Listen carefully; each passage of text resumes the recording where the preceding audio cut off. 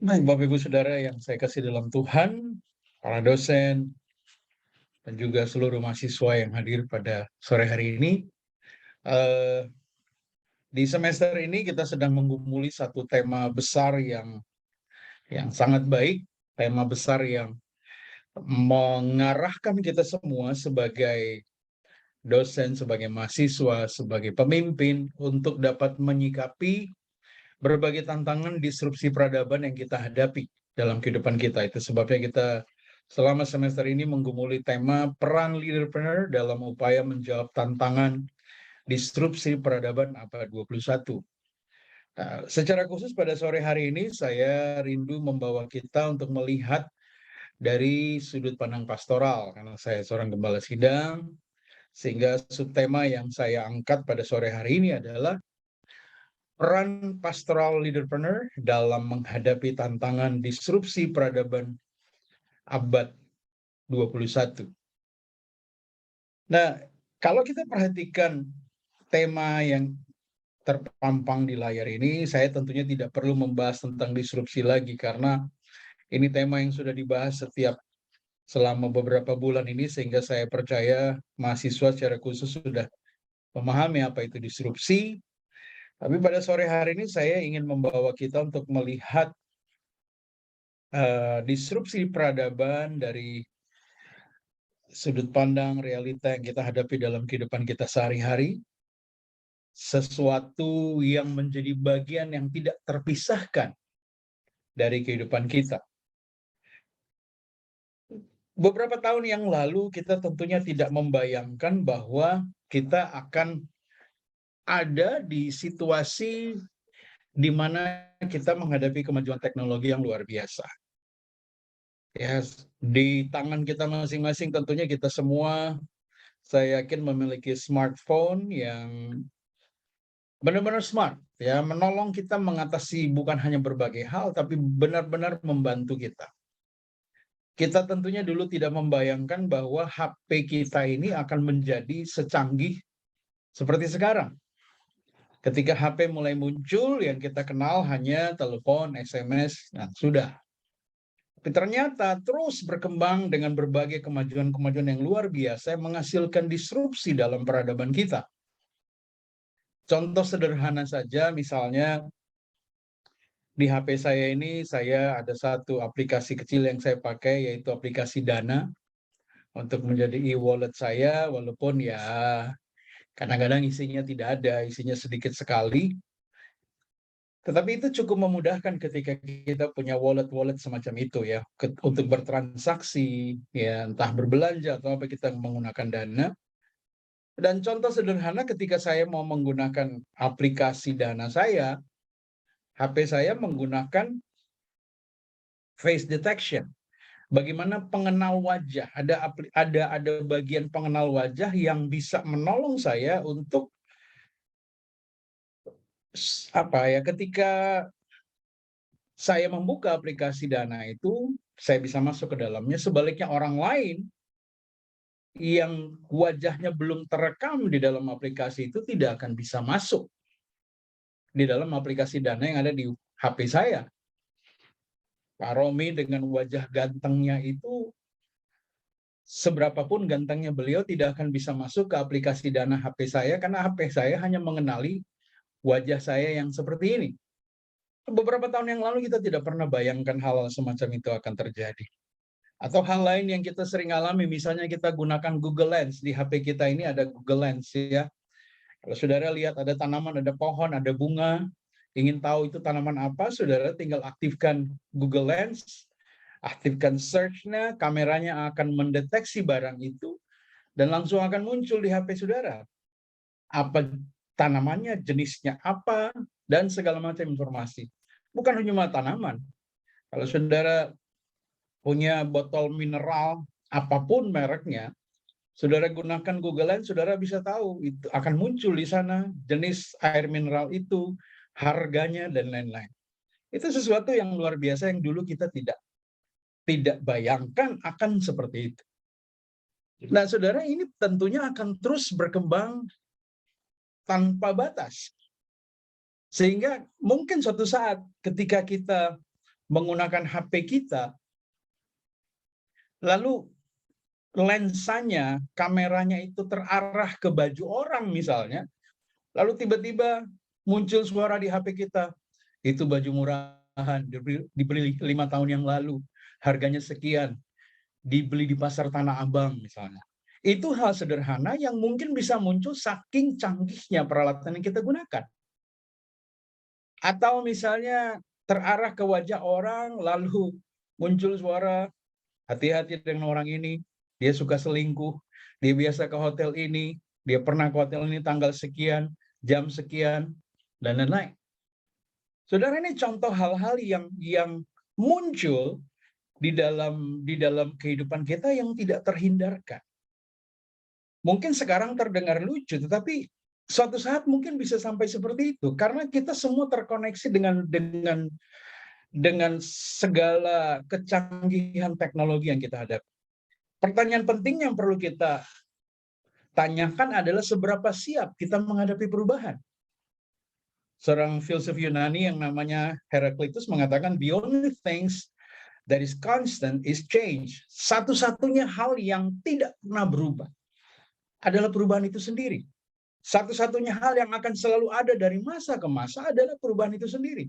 Terus-menerus berubah dan tidak terhindarkan.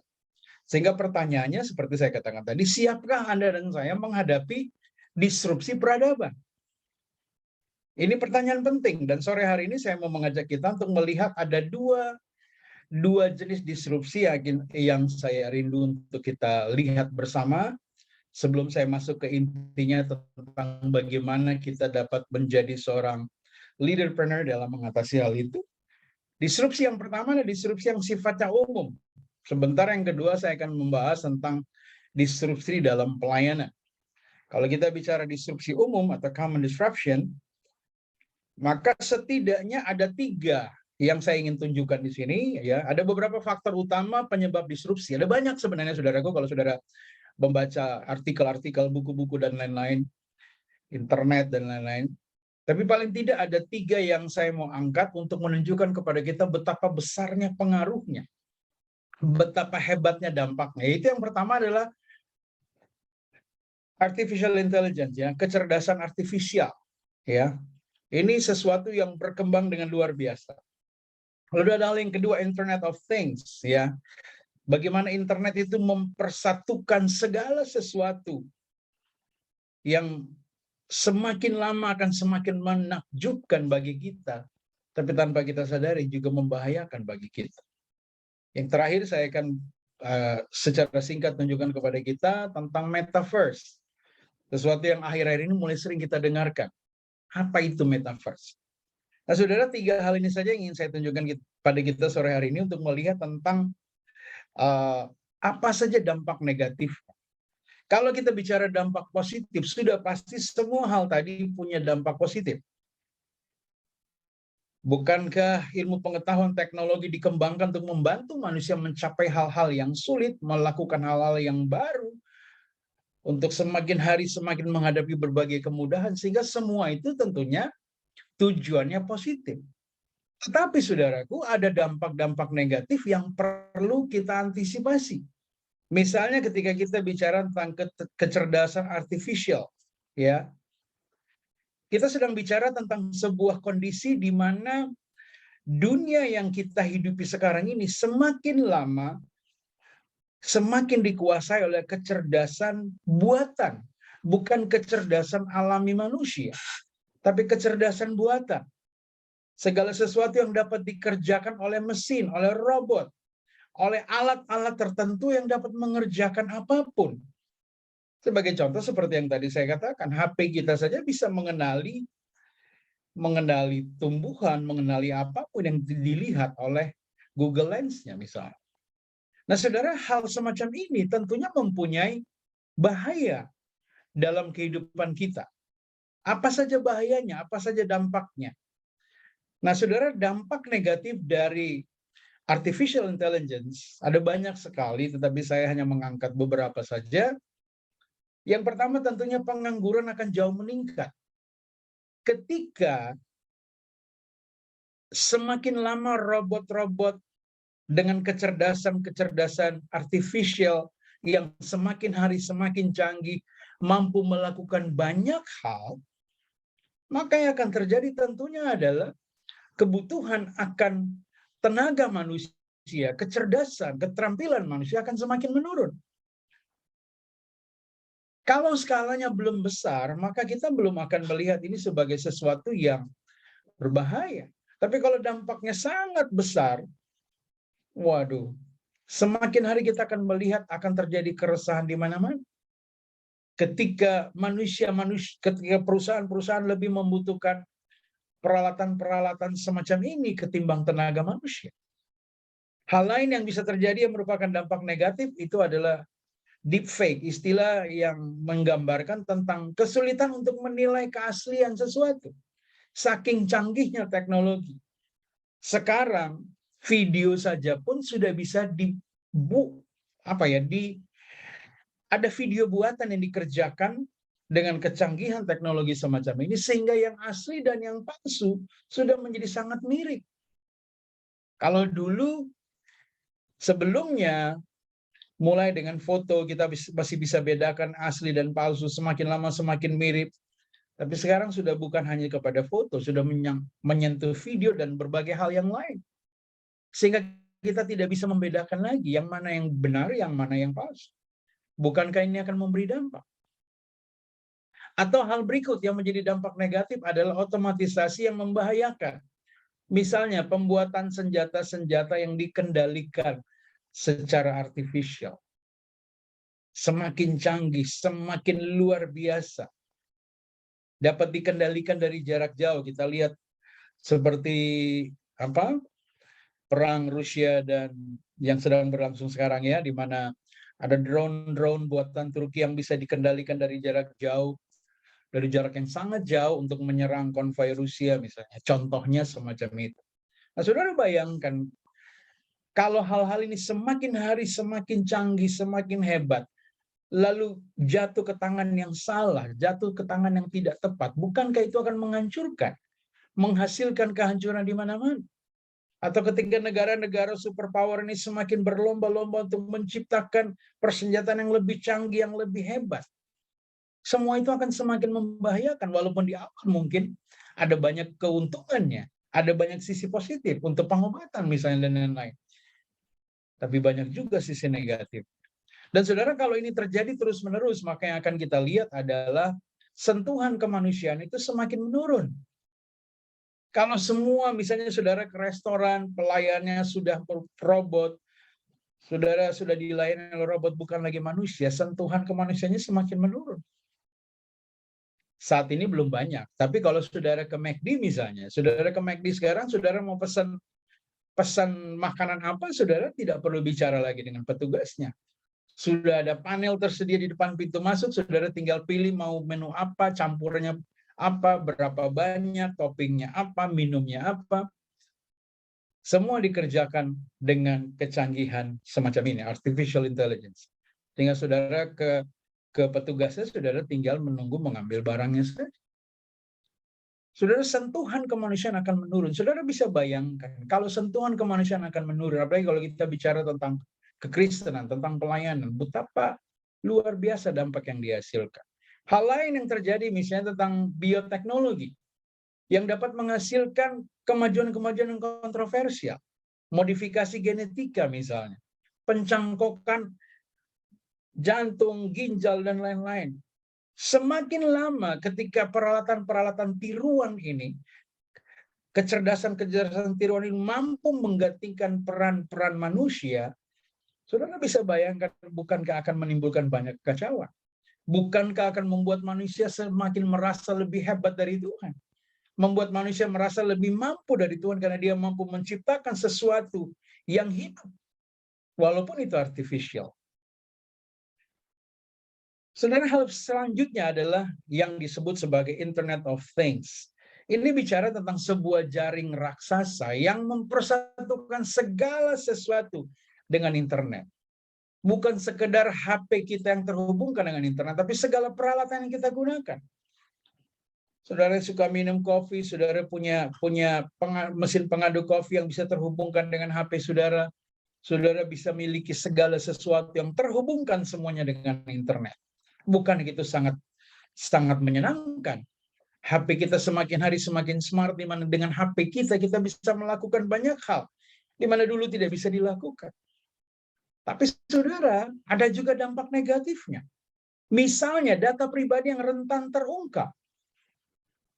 Ketika saudara contoh saja, contoh sederhana, kalau saudara mau pinjam uang di bank, saudara mau pinjam uang di bank, saudara mau mengajukan kredit di bank, saudara punya rahasia keuangan saudara akan diungkap. Mereka tidak perlu tanya saudara punya uang di bank mana saja, saudara punya hutang di mana saja, saudara punya tagihan yang belum dibayar seberapa besar. Mereka tidak perlu tanyakan saudara. Karena begitu data saudara masuk, nama, NIK, dan lain-lain, pihak bank kan langsung bisa tahu semua utang-utang kita, semua tunggakan kita, semua segala macam tentang kita. Dan bayangkanlah, semakin lama ini akan semakin membahayakan, semakin tidak nyaman kita ketika begitu banyak hal bisa terungkap hanya ketika kita menggunakan identitas pribadi kita. Info sekarang misalnya NPWP akan dikaitkan dengan NIK kita, saudara bisa bayangkan dampaknya ketika saudara gunakan NIK saudara, nomor induk kependudukan saudara, untuk mengakses satu informasi, dan informasi lain yang saudara tidak butuhkan akan muncul dengan sekejap. Saudara, itulah dampak negatif yang semakin hari semakin menakutkan. Dan ketika internet mempersatukan semuanya, maka interaksi sosial semakin berkurang. Kalau kita mau jujur di rumah, saudara pulang kerja atau pulang kuliah, bagi saudara yang sudah menikah, kalau yang masih di kampus sih mungkin belum terlalu terasa ya. Terasa dampaknya maksudnya. Saudara yang di kampus, yang masih mahasiswa, yang masih belum menikah, tentunya pulang kuliah ya masing-masing sibuk dengan HP, tapi efeknya tidak terlalu berat. Tapi bagi kami yang sudah menikah, ketika pulang beraktivitas, semua terperangkap dengan gadgetnya, saudara bisa bayangkan. Bukankah interaksi sosial semakin berkurang? Dan yang membahayakan adalah manusia dapat menggunakan berbagai kecanggihan internet yang tidak terbatas ini menjadi tanpa batas. Bayangkan kalau HP kita sudah semakin canggih dan dapat melakukan apapun yang kita mau. Lalu kita punya hal, keinginan negatif tentang sesuatu, tentang orang lain, bukankah itu bisa menjadi berbahaya? Ketika kita bisa melakukan apapun dengan HP kita. Saudara, ini hal-hal yang terus-menerus berkembang. Yang ketiga, saudara, ini yang belakangan mulai menjadi populer ketika pemilik Facebook mengatakan hal ini tentang metaverse ya. Saudara, metaverse sebenarnya itu bicara tentang kenyataan yang virtual, reality, ya, virtual reality. Jadi kenyataan yang sebenarnya kita lihat, kita rasakan, kita bisa berinteraksi dengan kenyataan itu, kita bisa menikmati kenyataan itu, tetapi kenyataan itu hanya virtual. Misalnya saudara menggunakan peralatan seperti yang ada di gambar ini. Saudara, apa bahayanya? Bahayanya adalah dunia hiperrealistik yang terlihat lebih indah, sebenarnya lebih mengerikan. Ya. Ada artikel tentang seorang peneliti BBC News yang mencoba mencari tahu tentang virtual reality. Dia mencoba menggunakan headset virtual reality yang dikeluarkan oleh Meta Quest dari Meta. Dia menyamar sebagai seorang remaja perempuan usia 13 tahun. Dia coba masuk ke sana, dan ternyata untuk masuk dia cukup mengaksesnya dengan akun Facebook dia bisa masuk di situ. Tidak dicek lagi data-datanya, jadi tidak ketahuan bahwa dia bukan remaja putri berusia 13 tahun. Dia masuk dengan identitas palsu semacam itu, lalu dia masuk ke dalam, dan dia masuk dalam dunia virtual di mana dia bisa berinteraksi dengan segala macam manusia. Yang mengerikan adalah ada hal-hal yang membahayakan yang dia jumpai menurut laporan reporter BBC ini. Dia bisa menemukan tempat-tempat khusus, bukan cuma tempat makan, tapi tempat nongkrong, bahkan tempat-tempat maksiat. Dia bisa bertemu dengan orang yang mensosialisasikan penggunaan alat-alat bantu seksual dan segala macam yang negatif-negatif semacam itu. Nah, saudara bisa bayangkan betapa bahayanya dampaknya ketika anak-anak kita yang masih remaja, saya masih punya anak remaja, masih kelas 2 SMP. Kalau anak-anak kita kemudian masuk ke dunia virtual semacam itu dan dia tertarik, dia belajar banyak hal tanpa batas, dia bisa praktek langsung secara virtual, dan dia di dalam tentunya akan bertemu dengan avatar-avatar pria-pria lain di seluruh dunia yang juga masuk dalam dunia yang tidak nyata itu, dalam tanda petik. Bukankah sangat berbahaya? Dan efek psikologisnya adalah kecanduan metaverse yang bisa membuat orang menjadi kecanduan, terbawa ke dalam hal itu. Bahkan bisa saja membawa bahaya yang berikut, bisa saja membawa kepada alienasi, keterasingan di dunia nyata. Saking nyamannya dia di dunia virtualnya, dia sudah merasa tidak nyaman lagi di dunia nyata. Saudara kita yang sudah orang tua mungkin sudah mengalami. Ada dari kita yang punya anak mungkin yang begitu kecanduan dengan HP mereka sehingga tidak ada hal yang lain yang mau dilakukan selain hanya berhubungan dengan HP-nya, hanya melihat HP-nya dan terpaku ke situ. Saudara, hal-hal ini menjadi tantangan-tantangan yang terus muncul. Itu secara umum. Bagaimana dengan tantangan di dalam dunia pelayanan? Ministry disruption. Saudara, saya coba menyarikan beberapa hal dari tulisan Karen Newhoff yang bicara tentang disruptive church trends, tren disrupsi gereja masa kini. Ada banyak artikel-artikel beliau, ada banyak sekali poin-poinnya. Tapi saya cuma angkat beberapa yang bisa memberikan gambaran kepada kita tentang realita yang terjadi sekarang. Bahkan kita, saudara, Bapak, Ibu yang melayani di gereja tentunya juga sudah mulai mengalami hal ini. Misalnya yang pertama, pasca COVID ini, selama 2,5 tahun ini, kebanyakan jemaat tidak lagi berada di ruang gereja. Hanya terhubungkan oleh jaringan internet. Saudara tentu yang biasa melayani di gereja masih ingat bahwa di awal-awal ketika gereja tutup, gereja belum masih sangat dibatasi, banyak yang protes, kapan kita bisa sama-sama lagi? Kapan kita bisa kumpul lagi seperti dulu? Saudara, yang saya alami di gereja saya adalah ketika kami mulai buka, sekarang sudah 75%. Yang datang juga nggak meningkat banyak-banyak amat. Yang datang masih sekitar 60-an. Lebih banyak masih secara online, padahal sudah lebih terbuka. Dan ini realita yang harus kita hadapi. Kedepannya, akibat keadaan seperti ini, maka gereja konvensional harus siap beralih ke gereja hibrid. Hybrid. Bukan hanya pelayanan konvensional di gereja yang harus kita kerjakan, tapi bagaimana pelayanan yang sifatnya hybrid, pelayanan secara on-site sekaligus pelayanan secara online. Ini arah yang sedang berlaku yang tidak terhindarkan oleh kita semua. Lalu yang berikut, komunitas dan koneksi yang terbangun akan lebih efektif dari konten pelayanan gereja yang tersaji. Di awal-awal COVID, saudaraku, gereja berlumba-lumba menyajikan konten yang terbaik. Tapi semakin ke sini, menurut Karen Newhoff, ternyata yang lebih berperan, yang lebih menarik orang itu bukan sekedar kehebatan konten dari pelayanan gereja yang tersaji, tetapi komunitas dan koneksi yang terbangun di antara orang-orang yang beribadah walaupun secara virtual. Hal berikut yang terjadi di gereja juga adalah pemasukan gereja semakin menurun. Kami di gereja mengalami itu.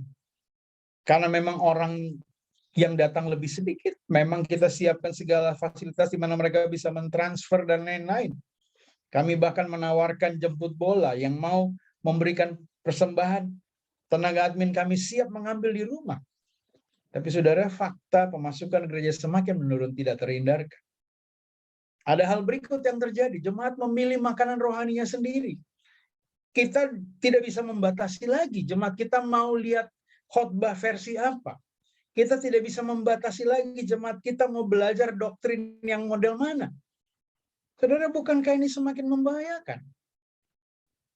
Kita capek mengajar doktrin gereja kita di gereja kita, tapi dia jajan banyak di luar dan dia bisa terkontaminasi dengan berbagai doktrin yang ada di luar. Sehingga yang terjadi adalah kita sebagai gembala sidang semakin berkurang otoritasnya. Ini realita-realita yang terjadi, saudara. Bahkan gereja menurut Carey Nieuwhof, gereja semakin membutuhkan spiritual entrepreneur. Seorang entrepreneur yang mampu untuk memikirkan, mengembangkan gerejanya sedemikian rupa di dalam kondisi yang terus berubah dan terus maju semacam ini, di tengah disrupsi semacam ini. Karena itu saudara, saya pindah ke bagian berikut untuk melihat bahwa gereja membutuhkan pastoral leaderpreneur guna menghadapi disrupsi. Dan saya mau mengajak kita membaca dari Mazmur 23 ayat 1-6, saya akan bacakan untuk kita semua. Ini ayat-ayat yang sudah sangat kita kenal, tapi karena kita bicara dari sudut pandang pastoral, saya rindu membacakan dari ayat ini. Demikian firman Tuhan, ada di layar, saudara bisa lihat di layar. Tuhan adalah gembalaku, takkan kekurangan aku. Ia membaringkan aku di padang yang berumput hijau. Ia membimbing aku ke air yang tenang. Ia menyegarkan jiwaku. Ia menuntun aku di jalan yang benar oleh karena namanya. Sekalipun aku berjalan dalam lembah kekelaman, aku tidak takut bahaya. Sebab engkau besertaku, gadamu dan tongkatmu, itulah yang menghibur aku. Engkau menyediakan hidangan bagiku di hadapan lawanku. Engkau mengurapi kepalaku dengan minyak, pialaku penuh melimpah. Kebajikan dan kemurahan belaka akan mengikuti aku seumur hidupku. Dan aku akan diam dalam rumah Tuhan sepanjang masa. Bapak Ibu Saudara yang saya kasih dalam Tuhan, melalui ayat-ayat ini saya mau mengajak kita untuk belajar dari Sang Gembala Agung kita. Kalau kita mau belajar tentang pemimpin secara khusus dalam hal pastoral, tentunya mari kita belajar dari Gembala Agung kita. Dan di bagian kedua ini saya mau menunjukkan kepada kita ada beberapa prinsip penting yang kita sebagai pemimpin, sebagai gembala. Bagi saudara yang mahasiswa, mungkin saat ini saudara belum menggembalakan jemaat. Tapi saudara, tentunya Tuhan percayakan untuk menggembalakan komunitas saudara mungkin. Saudara mungkin punya komunitas kecil di tempat kos di mana saudara berada. Saudara mungkin punya persekutuan-persekutuan tertentu. Orang-orang yang Tuhan percayakan di sekitar dirimu dalam pelayananmu, itulah komunitasmu. Nah, tanggung jawab kita adalah bagaimana kita dapat menjalankan peran penggembalaan kita sebagai seorang pemimpin dalam menghadapi disrupsi peradaban seperti yang sudah kita lihat di bagian pertama tadi. Saudara, hal pertama yang saya ingin bawa kita lihat dari bagian ini adalah seorang gembala harus mencukupkan kebutuhan domba-dombanya. Ayat 1-3 berkata begini, Tuhan adalah gembalaku, takkan kekurangan aku. Ia membaringkan aku di padang yang berumput hijau. Ia membimbing aku ke air yang tenang. Ia menyegarkan jiwaku. Saudara, dari ayat ini kita dapat melihat bahwa Allah kita, Gembala Agung kita, Dia mencukupkan kebutuhan kita. Pemazmur katakan, takkan kekurangan aku. Ia membaringkan aku di padang yang berumput hijau. Ia membimbing aku ke air yang tenang. Ia menyegarkan jiwaku. Peran ini penting untuk kita pahami, untuk kita lihat sebagai seorang gembala, sebagai seorang pemimpin. Bahwa kita harus mencukupkan kebutuhan domba-domba kita. Kebutuhan apa saja ketika kita bicara tentang kebutuhan domba-domba kita? Saudara, tentunya yang pertama adalah kebutuhan rohani mereka. Sebagai pemimpin, sebagai gembala, sebagai pendeta, sebagai penginjil, kita harus mencukupkan kebutuhan rohani domba-domba yang Tuhan percayakan untuk kita layani, untuk kita pimpin. Ini menjadi tanggung jawab kita. Ketika mereka menghadapi begitu banyaknya gelombang disrupsi peradaban seperti yang tadi saya sudah tunjukkan sekilas di bagian pertama, kita harus membekali mereka dengan kebutuhan rohani yang benar-benar mereka butuhkan. Karena ketika mereka benar-benar kebutuhan rohani mereka benar-benar tercukupi, ketika mereka benar-benar hidup sebagai orang percaya yang hanya mengandalkan Tuhan, hanya menaati firman Tuhan, yang menjadikan Tuhan sebagai ukuran bagi segala sesuatu.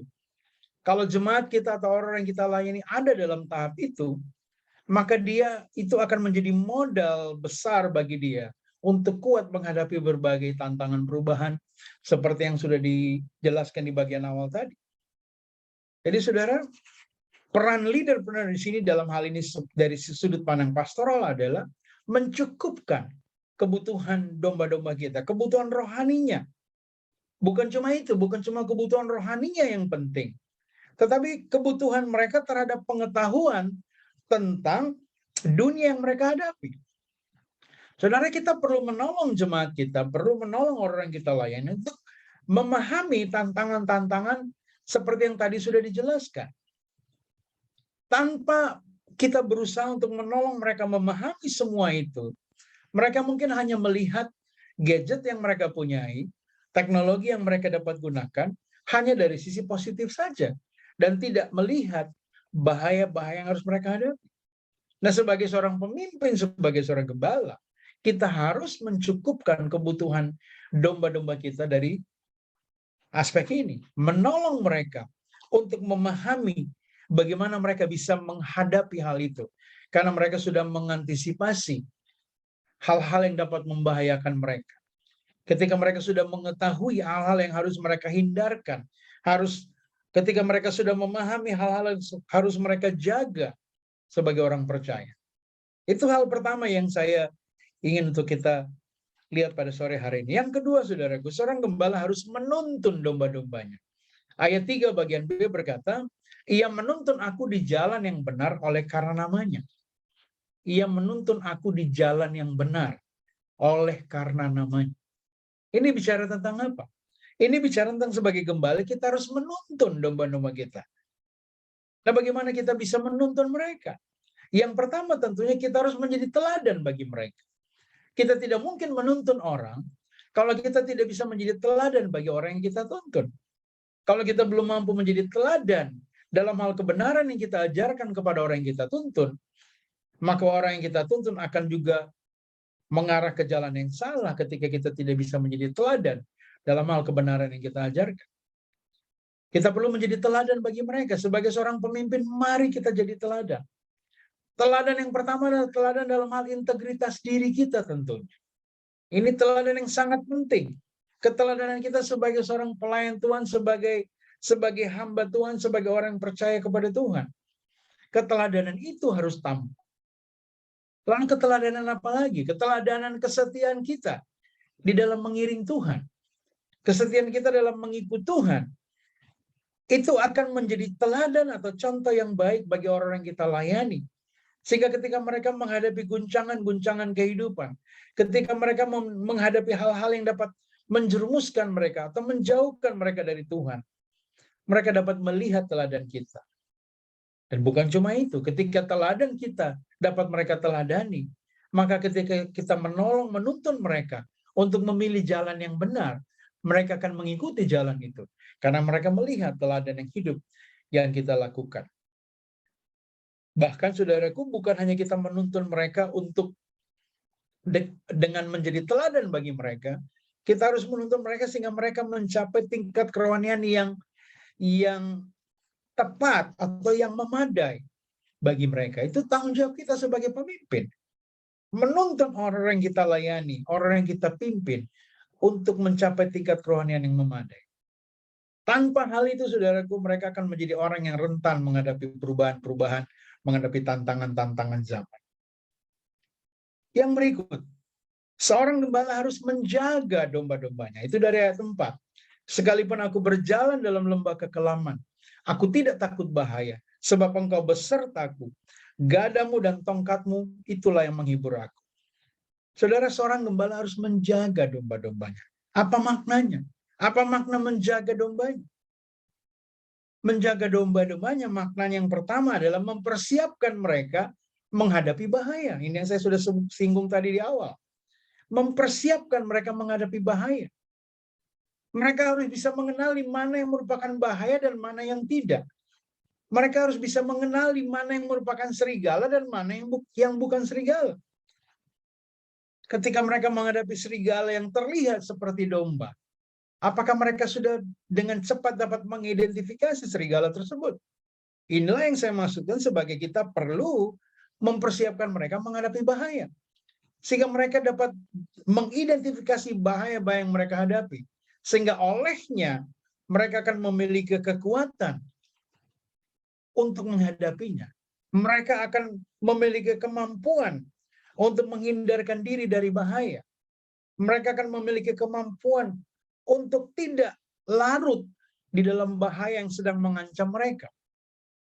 Jadi ketika kita menjaga mereka, saudara, bukan hanya sekedar kita melindungi mereka, tapi kita mulai dengan mempersiapkan mereka untuk menghadapi bahaya-bahaya tersebut. Sebagai seorang pemimpin, tugas kita lah untuk menolong orang yang kita layani untuk mengerti tentang hal-hal yang sudah saya ungkapkan di bagian awal tadi, yang sebenarnya hanya sangat sedikit, hanya sekilas saja. Di mana hal-hal yang saya sampaikan tadi adalah hal-hal yang terjadi saat ini, yang masih terus berubah, yang masih terus akan semakin canggih, semakin hebat, semakin tak terbatas. Artinya juga akan semakin membahayakan di masa yang akan datang. Disinilah dibutuhkan, saudaraku, bagaimana peran kita sebagai seorang pemimpin untuk menjaga domba-domba kita dari hal yang membahayakan mereka. Barulah yang kedua, tentunya menjaga itu dalam arti kita menjaga dan melindungi mereka terhadap bahaya. Kita hadir di tengah mereka ketika mereka menghadapi bahaya. Kadang-kadang kita membiarkan orang yang kita layani menghadapi bahaya tanpa kita hadir untuk menolong mereka menghadapi bahaya itu. Kehadiran kita sebagai pemimpin di tengah orang yang kita pimpin untuk menjaga mereka dan menolong mereka menghadapi bahaya yang mereka hadapi akan menjadi sesuatu yang sangat berarti bagi mereka. Akan menjadi sesuatu yang akan menolong mereka menghadapi tantangan-tantangan yang ada. Karena kita hadir sebagai pemimpin atau sebagai gembala yang menolong mereka menghadapi bahaya tersebut. Melindungi mereka terhadap bahaya tersebut. Yang berikut, saudaraku, seorang gembala harus memelihara domba-dombanya. Ayat 5 bagian A. Engkau menyediakan hidangan bagiku di hadapan lawanku. Ini kalimat yang menarik. Engkau menyediakan hidangan bagiku di hadapan lawanku. Artinya di hadapan lawan kita, Sang Gembala Agung menyediakan hidangan bagi kita. Apa yang dikatakan, apa yang dimaksudkan di sini? Yang dimaksudkan di sini adalah sebagai seorang pemimpin kita harus mendampingi, kita harus meneguhkan orang yang kita layani, mendampingi dan meneguhkan domba-domba kita ketika mereka sedang berada dalam bahaya. Ini yang saya sebut tadi di bagian sebelumnya. Kita hadir bersama dengan mereka. Kita ada di sana ketika mereka menghadapi bahaya. Kita ada di sana untuk meneguhkan mereka. Kita ada di sana untuk menguatkan mereka. Kita ada di sana untuk mengarahkan mereka. Kita ada di sana untuk menarik mereka ketika mereka misalnya terjatuh. Kita ada di sana untuk menguatkan mereka ketika mereka ternyata terjatuh, kena imbas oleh berbagai pengaruh tadi yang membuat mereka jatuh. Sebagai pemimpin kita harus hadir untuk menolong mereka agar mereka dapat bangkit lagi. Untuk menolong mereka agar mereka dapat diteguhkan untuk menghadapi tantangan-tantangan selanjutnya. Ketika dikatakan bahwa seorang gembala harus memelihara domba-dombanya, ini bicara tentang kita harus menuntun mereka melewati bahaya. Kita bukan hanya memberikan pertolongan-pertolongan sesaat, tapi kita hadir untuk menuntun mereka melewati pergumulan itu, sehingga mereka bisa keluar sebagai pemenang. Mereka bisa lolos dari bahaya-bahaya tersebut. Saudara, inilah peran kita sebagai seorang pemimpin. Bagaimana kita hadir untuk menolong orang-orang yang kita layani untuk dapat melewati bahaya. Dan kita harus ingat, ketika kita menuntun dia melewati satu bahaya, ada bahaya lain yang sedang mengancam dia. Itu artinya apa? Artinya kita harus terus-menerus memelihara domba-domba kita, menolong, menjaga, menuntun mereka, sehingga kehidupan domba-domba kita tetap terpelihara. Mereka akan mampu menghadapi berbagai tantangan perubahan yang semakin hari akan semakin menakutkan. Tugas kita lah sebagai pemimpin untuk menolong mereka, memelihara mereka. Yang terakhir, saudaraku, seorang gembala harus memastikan keberlangsungan hidup domba-dombanya. Ayat 5b sampai ayat yang ke-6, di situ berbunyi, engkau mengurapi kepalaku dengan minyak, pialaku penuh melimpah, kebajikan dan kemurahan belaka akan mengikuti aku seumur hidupku, dan aku akan diam dalam rumah Tuhan sepanjang masa. Saudara, kalau kita melihat ini dari kacamata apa yang Allah kerjakan, apa yang Allah sebagai Gembala Agung kita kerjakan untuk kita, bukankah ini hal yang sangat menyenangkan, menghiburkan, dan menguatkan kita? Betapa Gembala Agung kita membuat kita berada di dalam suatu kondisi di mana kita dapat mengatakan bahwa kebajikan dan kemurahan belaka akan mengikuti kita seumur hidup kita. Saudara, ini akan menjadi semakin berarti ketika kita mampu mengucapkan ini saat kita sedang menghadapi bahaya demi bahaya, bukan? Ketika kita sedang menghadapi berbagai bahaya, dan dengan kehadiran Gembala Agung kita, kita sanggup mengatakan bahwa kebajikan dan kemurahan belaka akan mengikuti aku seumur hidupku. Bukankah ini suatu langkah iman? Bukankah ini sesuatu pengharapan yang sangat meneguhkan bagi kita? Tapi mari kita lihat dari kacamata kita sebagai gembala, kita sebagai pemimpin. Kitalah yang harus melakukan ini bagi orang yang kita layani. Kitalah yang harus memastikan, saudaraku, keberlangsungan hidup domba-domba kita. Kita yang harus memastikannya. Ini tanggung jawab yang tidak ringan. Saudara, ketika saya bicara semua hal ini bukan hal yang ringan. Ini hal yang berat, penuh tanggung jawab, membutuhkan kesungguhan hati, membutuhkan kerja keras, dan hal-hal yang masih saya gumuli secara pribadi untuk saya kerjakan dalam pelayanan saya. Tapi mari kita belajar dari Gembala Agung kita tentang apa yang ia lakukan untuk kita. Saudara, sebagai seorang pemimpin atau seorang gembala, kita bertanggung jawab atas kesehatan dan kesejahteraan rohani orang yang kita layani. Sehingga dalam menghadapi tantangan apapun, mereka akan melihat bahwa Tuhan menyertai mereka. Dalam menghadapi pergumulan apapun, mereka akan sanggup dengan iman mereka mengatakan kebajikan dan kemurahan belaka akan mengikuti aku seumur hidupku. Tapi saudaraku, itu tidak akan muncul dengan sendirinya jika kita sebagai pemimpin tidak menolong orang-orang yang kita layani untuk sampai kepada tahap itu. Kita harus menolong mereka untuk sampai kepada tahap itu. Tahap di mana mereka memiliki kualitas kehidupan rohani yang mapan, yang memadai bagi mereka sehingga mereka bisa menghadapi berbagai tantangan. Karena itu saudaraku, bagian terakhir ini kita harus ingat bahwa kita bertanggung jawab atas pertumbuhan rohani mereka. Begitu kita menyadari hal ini dan kita mengerjakan bagian ini, maka orang-orang yang kita layani akan menjadi orang-orang yang siap menghadapi bahaya, orang yang siap menghadapi perubahan apapun, orang yang akan tangguh menghadapi berbagai tantangan zaman, orang-orang yang akan kuat menghadapi disrupsi peradaban dalam bentuk apapun yang kedepannya masih akan terus berkembang. Saudara, saya akhiri renungan ini dengan membacakan 1 Petrus 5 ayat 2 yang berkata bahwa gembalakanlah kawanan domba Allah yang ada padamu dengan setia, bukan dengan paksa. Itu tanggung jawab kita. Ketika kita melihat apa yang firman Tuhan katakan, gembalakanlah kawanan domba Allah yang ada padamu. Kawanan domba Allah yang ada padamu. Artinya, orang-orang tersebut ada pada kita sebagai orang yang Allah percayakan untuk kita layani. Ketika Allah mempercayakan mereka untuk kita layani, maka kita sebagai pemimpin bertanggung jawab untuk mengembalakan mereka. Kita sebagai pemimpin bertanggung jawab untuk menolong mereka menghadapi berbagai pergumulan hidup. Kita bertanggung jawab untuk mempersiapkan mereka sehingga mereka akan kuat menghadapi berbagai tantangan hidup. Saudaraku, menjadi pemimpin tidaklah mudah. Tapi ketika Tuhan mempercayakan kita menjadi seorang pemimpin dalam kapasitas apapun, percayalah kemampuan itu akan datang dari Tuhan. Dan ketika kita memberi diri kita untuk dipakai oleh Tuhan, Ia akan memampukan kita untuk menjalankan tanggung jawab kepemimpinan kita dengan baik. Selamat menjalankan tanggung jawab kepemimpinan kita masing-masing dalam level apapun yang sedang Tuhan percayakan. Dan percayalah ketika kita melaksanakan tanggung jawab kita ini, Tuhan akan memampukan kita untuk melakukannya. Mari kita berdoa.